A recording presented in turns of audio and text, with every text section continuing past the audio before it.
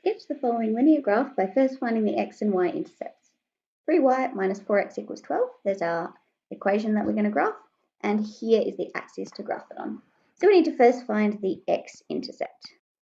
Now we know that the x-intercept is found when the y-coordinate is 0. So we want to sub in y equals 0 to our equation. To find the x-coordinate, we make y 0, and to find the y-coordinate, we make x 0. So we write 3 times 0 minus 4x equals 12. So we put in y equals 0 into our equation. 3 times 0 is 0, so we're left with minus 4x equals 12. To find out what x is, we divide both sides by minus 4. And the minus 4s will cancel on the left, and we're left with x equals negative 3. So we can draw our x-intercept of negative 3. So if we haven't been given any grid axis markings on here, so we can make that negative 1, negative 2, put negative 3 here. We draw a point at negative 3. That's our x-axis intercept.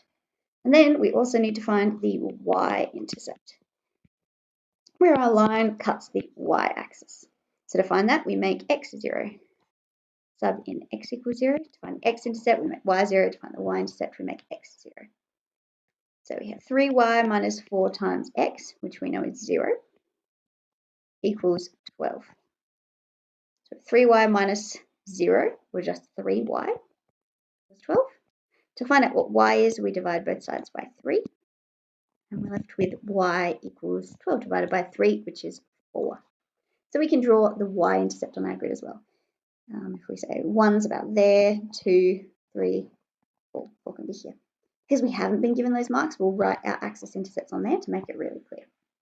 So the final step for sketching our equation is to draw a nice straight ruled line, much straighter than mine, through those 2 points. Put arrows on the end and write the equation on the line. 3y minus 4x equals 12.